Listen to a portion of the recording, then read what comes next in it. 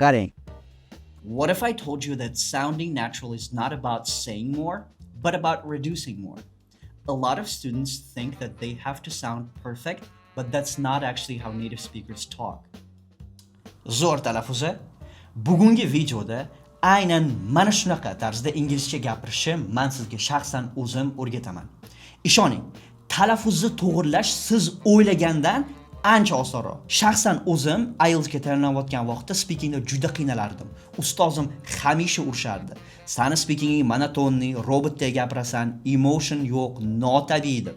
Va bu narsalardan men bir kuni charchab, har oqshom native speakerlarning videosini sinchkovlab analiz qilishni boshladim. Qayerda qaysi tovushni qo'shib ketyapti, qayerda qaysi tovushni yutib yuboryapti, nima so'zlar qo'shilib ketyapti, hammasini bitta-bittalab yozib olardim. Va o'shandan keyin meni talaffuzim ancha o'zgardi, speechim, nutqim to'liq transformatsiya qilishni boshladi va shundan keyin men o'quv markazimizda speaking zvezdasi bo'lganman va MOOCda hamisha men speaking ballarim hammanikidan yuqoriroq chiqardi. Sababi esa oddiy, lug'at yodlaganim yoki grammatika qilganim emas, balki o'sha lug'atdan va grammatikadan fokusni olib, ozgina talaffuzga fokus qaratganligim bo'ldi. Shu uchun siz shu paytgacha rosa ko'p lug'at yodlagan bo'lsangiz, grammatika o'qigan bo'lsangiz, lekin hech hayajoningiz yo'qolmayotgan bo'lsa va o'zingizga ishonchingiz past bo'lsa, unda talaffuz ustida ishlash vaqti keldi. Bugungi videoda talaffuz ustida qanaqa qilib oson va tez ishlash mumkinligini sizga o'zim o'rgataman.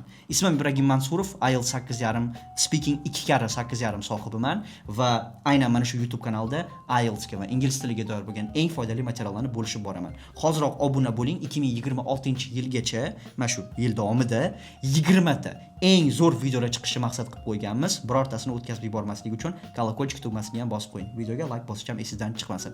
Biz boshladik. Videoni boshida ko'rsatgan parchamda shaxsan o'zim American Englishda gapirganman va hozir sizga o'rgatmoqchi bo'lgan exercise'im nomi Ben Franklin's exercise. Bu shadowingdan million marta yaxshiroq ishlaydi. Sababini tushuntirib o'taman. Marhamat, ekranga qarang va ekranda siz o'sha videoda aytgan ikkita gapimni ko'rib tursangiz bo'ladi. Ikkalasi ham bor. Lekin ularni o'rganishdan oldin kelinglar men sizlarga shaxsan o'zim ikkita American English qoidasini o'rgataman. Buni bilmasdan biz afsuski umuman olganda Ben Franklin's exercise'ni tushunmaymiz. Xo'p, birinchi asosiy qoida ingliz tilida gapirayotgan vaqtda so'zlarni shunchaki alohidalab o'qimaydi. Ya'ni siz mamnaqa What if I told you that sounding natural is not about saying more but about reducing more demisiz. Siz American Englishda so'zlarni bir-biriga qo'shib o'qishingiz kerak bo'lar ekan, lekin har doim ham emas. Umuman o'zi qo'shiladigan joylari bor va bu qoidamizga ko'ra agar biror bir so'zimiz undosh bilan tugab, ketidan unli boshlanadigan so'z bo'lsa, o'shandagina so'zlar qo'shib o'qiladi. Misol uchun, mana shu tepadagi gaplarimizda, mana bu yoqda not actually ga qarang-da, mana not actually. Bu yerga qaraydigan bo'lsangiz agar, not bizda undosh bilan tugagan, undan keyingi kelayotgan so'z e tovushi bilan boshlangani actually va bilasizlar, unli tovushlarga nimalar kiradi? O'sha tomog'imizdan to'siqsiz chiqadigan hamma tovush unli hisoblanadi. O ye qanaqadir maymunlar qiladigan ishiga o'xshab qoldi. Xullas tushundingiz. Demak, va mana shu qo'shib ketiladi. Mana misol uchun that's not actually emas, not actually. Not actually. Ko'rasizlar, как будто deck mana bitta not actually bo'lib ketyapti. Ya'ni so'zlarimiz qo'shilib ketadi. Nimaga? Chunki bunisi undoshga tugagan va undan keyingi kelayotgan so'z unliga boshlangan. Xo'p, bunaqa so'zlarning misoli ko'p va hozir o'sha gaplarni batafsil analiz qilishni boshlaganimizda yanada yaxshiroq tushunasiz. Keyingi American English qoidasi, buni ham bilsangiz hayotingiz aniq o'zgarib ketadi. Bu flap T tovushi. Hozir uni shunaqa zo'r misol bilan o'rgataman, butun umrga esingizda qoladi. Mana bunaqa so'zlarda misol uchun water, matter, native. Ko'rib turganligingizdek, T'ni men qanaqa talaffuz qildim? Yumshoq D sifatida talaffuz qildim. Buni o'rganish ozgina qiyin bo'lishligi mumkin. Oson yo'lini o'rgataman harroq. Hozir qoidasini o'rganaylik. Qoidasi qanaqa? Qoidasi ikkita unli tovush orasida qolib ketadigan bo'lsa T, bizda u yumshoq D deb talaffuz qilinar ekan.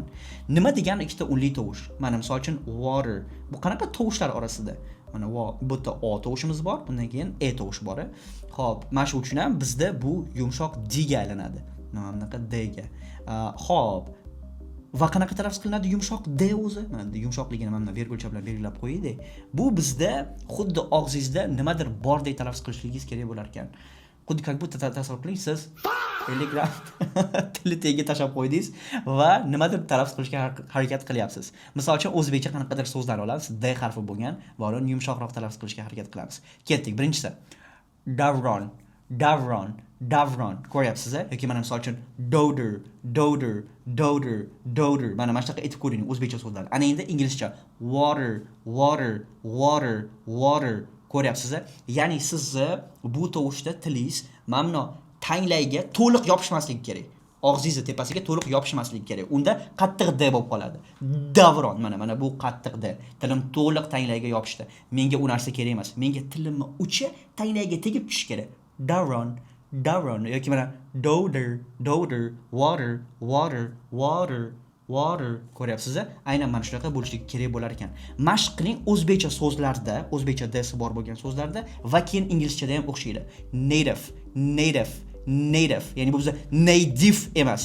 Native ham emas. R deb talaffuz qilmang tag'in. Water bo'lmasin. Imенно yumshoq d bo'lishligiga e'tibor bering. Ozgina mashq talab qiladi. Oldindan ogohlantirib qo'yaman. Endi bularni nega o'rgatyapsiz o'zi bizga? deb siz so'rashligingiz mumkin va ana endi men mana bu gaplarimizga qaytaman. Qarang, mana bu gaplarimizni biz Amerikanlarda talaffuz qilishligimiz uchun o'sha ikkita qoidani bilishligimiz kerak edi. Sababi mana hozir men sizlarga boyagi videoni kelib yana bitta qayta ko'ramiz. What if I told you that sounding natural is not about saying more, but about reducing more?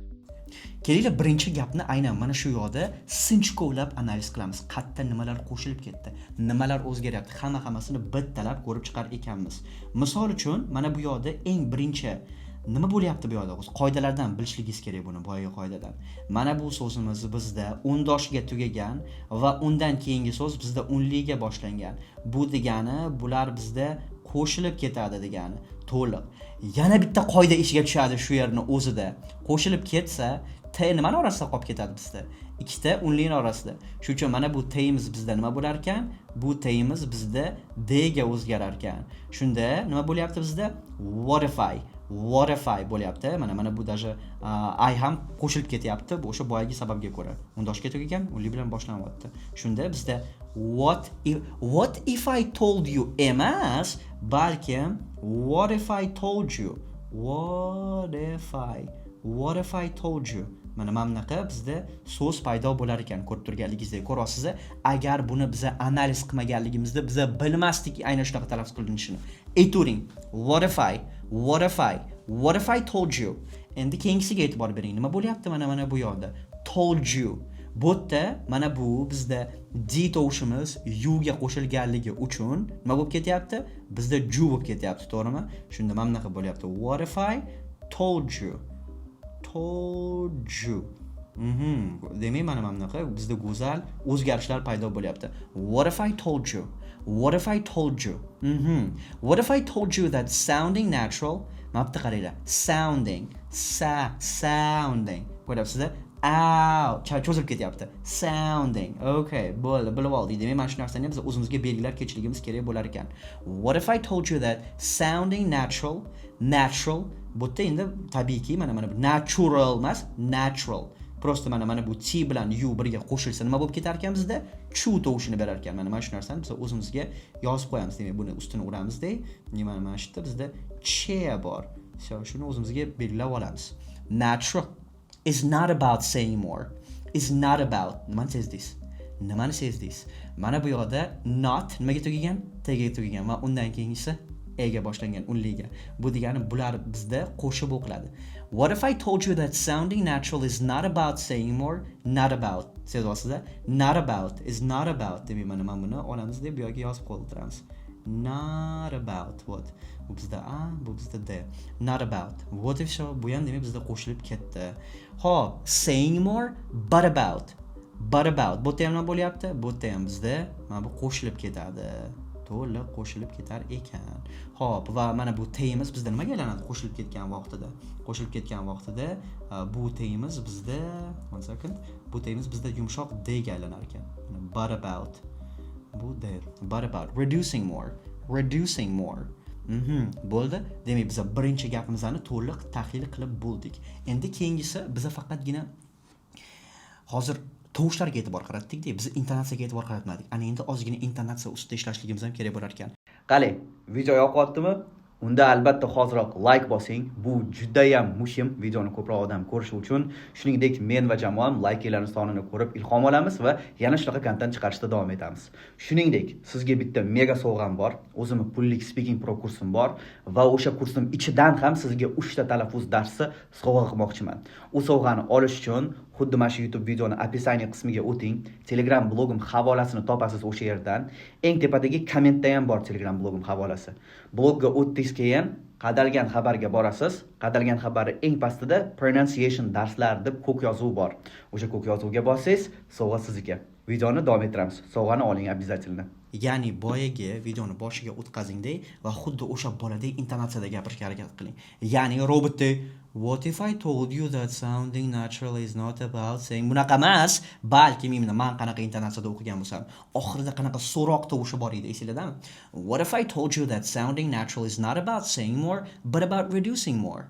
Ko'ryapsiz, aynan mana shunaqa emotsiyalarni, yuzdagi mimikalarni hammasini takrorlashga harakat qiling, okay? Shundagina siz sekin-sekin mana bu ongingizni o'rgatishni boshlaysiz aynan native speakerlardek gapirishga. Chunki biza to mimikalarimizni ulardek qilmagunligimizcha va mana bu bilib olmagunimizcha qatta so'z qo'shilib ketyapti o'zi. Qatta harflarni yutib yuboryapti. Umuman zo'r talaffuz haqida umid qilmasak ham bo'lardi. Shuning uchun mana bunaqa sinchkov, ikir-chikirigacha bo'lgan analiz juda ham muhim. Busiz speakingingiz rivojlanmaydi. Okay? Nimaga shadowingdan yaxshiroq deyapman? Chunki shadowingda odamlar zerikishadi. Chunki u yerda aniq-tiniq maqsad qo'yilmaganda, mana bu Ben Franklin's exercise'da bo'lsa maqsad bor. Siz любой native speaker videosini ochasiz, undan ikkita gapini yozib olishingiz kerak daftarga. Xuddi men mana bunaqa yozib olgandek. Va keyin imенно o'sha ikkita gapni qayta-qayta eshitasiz va analiz qilasiz, qayerda nima qo'shilib ketyapti. Ya'ni shadowingda siz bilmay qolasizda, qayerda nima qo'shildi o'zi, qoidalarni bilmaysiz. Bu yerda bo'lsa agar siz mana buni analiz qilganligingizda yozmang. Siz ko'rib turasiz. Bunaqamidi? O'zi ikkita qoida bor ekanda, shu T qoidasi bilan mana bu yumshoq qoida. Ikki mapda T bilan U qo'shilsa Ch bo'lib ketar ekan. Bo'ldi, tushundim. Demak, naturalda T bilan U bor, yana qaysi so'zlarda bor? Situation so'zida ham bor. Demak, u situation emas, u situation deb talaffuz qilinar ekanda. Deb miya sekin-sekin anglashni boshlaydi. Tushunyapsizmi? Ya'ni Ben Franklin's exercise bu shunchaki ko'rkorona papugaydek takrorlash emas, balkim tushunib ishlash. Mana fizikani formulalarini ba'zida shunchaki yodlashadi, ba'zida bo'lsa uni imенно hayotda qattiq qo'llanishligini biladi-yu, xuddi shunaqaga o'xshaydi farqi. Bu ko'proq ilmiyroq yondashuv desam ham bo'ladi. Xo'p, keyingi gapni tahlil qilamiz. A lot of students think they have to sound perfect, but that's not actually how native speakers talk. Uzr. Mana bu yerda yana nimaga e'tibor berishingizni so'ragan bo'lardim. Mana bu R tovushiga yetgancha tepada, chunki hozir mana bu yerda ham juda ham muhim bo'ladi. Bu R emas-da, mor, bunaqa emas. Bunaqa R, o'zbekcha R'ni unuting. Ularning R'si til uchida emas, balkim tomoqda jaranglar ekan. R, xuddi o'kirishdek. Rabbit, Zarina, okay? Tushundingiz-a? Mana bu yerda ham xuddi shunaqa. More, speakers. Mana shunaqa. Endi bu joyga ham albatta e'tibor berib keting. Qachon e'tibor berasiz mana shu narsaga? Qachonki o'tirib olsangiz va o'sha native speakerning 2 dona gapini 10 marta qayta orqaga, nima deyapti, qanaqa qilyapti, mana shuni sinchkovlab analiz qilsangiz, sizga butun uni 30 daqiqalik speechini shadow qilish kerak emas. 2 dona gapi har kuni shadow qilinsa yetadi. Demak, a lot of the nima bo'lib ketyapti bu yerda? Bizda mana bu T tovushimiz shunchaki D ga aylanyapti. A lot of mana bu ko'ryapsizlar, bu O emas, bu bizda A bo'lar ekan. A lot of mana bu o'yimiz ham bor-ku, ofdagi bu of emas, bu bizda nima bo'lyapti? Bu bizda E bo'lyapti. A lot of ko'ryapsiz? A lot of students think they have to sound perfect. Bu yerda qaranglar. Have to sound. Nimadir sezyapsizmi? Mana bu bizda to deb talaffuz qiladi-ku ko'pchilik. Bu to emas ekan. Bu bizda T. Mana bu tovushimiz bizda umuman yo'q. Bu shunchaki mana bunaqa bizda mana shunaqa so'z. To sound. That they have to sound perfect. Have to. Ya'ni mana bunaqa have to. mana mana shunaqa talaffuz qilinar ekan bu. A lot of students think that they have to sound perfect nimani sezyapsiz bu yerda? Mana bitta perfect emas yoki perfect emas, imina perfect. Mana bunaqa buxorocha ö bilan, chunki bizda buxoroliklar biza o deb talaffuz qilmaymiz, biz imina ö deb talaffuz qilamiz. Va amerikaliklar bizdan o'g'irlashgan, so'roqsiz o'g'irlashgan buxoroliklardan bizning tovushimizni. Biza misol uchun siz O'zbekistonda yashasangiz, buxoroliklar O'zbekistonda yashaymiz. Bizning o'yimiz aynan mana shunaqa. Va American Englishda ham mana shu tovush sizga juda ko'p kerak bo'ladi. World so'zida, misol uchun word so'zida, perfect, university so'zida, bu yerda hamma joyda o'sha buxorocha ö tovushi bor. Buni ham eslab qoling. Mana shuni bilgan bo'larmidingiz agar mana bunaqa bittalab sinchkovlab analiz qilmaganligingizda? Mana nima bilan yaxshi Ben Franklin's exercise. Siz bilmagan narsalarni sizga ko'rsatib beradi. Siz bilgan narsalaringiz bo'lsa, yanada qotirib beradi. Qayerda nima tushib qoldirilyapti, hammasini sizga o'rgatadi. A lot of students think they have to sound perfect, but that's not actually. Ma'lumot nima bo'lyapti? But that's not. That's. Ko'ryapsizmi? Bu qanaqadir that's. Mana bu yerda bitta d harfida-ya. Endi bu yerda aslida bu the, lekin javnaqa the ham ishlanmayapti. But that's not actually mana bunaqa that's. Xuddi bu yerda bu dasha tani olib tashlagan bo'ladi. Mana bunaqa ruscha c agar e'tibor bergan bo'lsanglar. But that's mana bunaqa c harfi bor ruschada. But that's not. But that's not actually. Bu yerda bu not actually nima bo'ladi yana? Boya qoidaga ko'ra qo'shilib ketar ekan. Not actually. Mana bu albatta bizda nimaga aylanadi? D ga aylanadi. Bu bizda D harfimiz. Hop, that's not actually how native speakers talk. Endi mana bu yerda nima bo'lib ketishligini o'zingiz bilasiz. Bu bizda D ga aylanadi. Buni o'sha aytib o'tirmayman. Yagona aytadigan narsam, buni ko'pchilik native speaker deydi. Native speaker deydi. U yerda nima bor? Native e'tibor bering mana shu joylarga nima qo'shib ketyapti. Mana masalan mana bu harf bizda bu yerda yo'q, lekin u qo'shilib ketyapti. Y tovushi. Native. Sezasiz?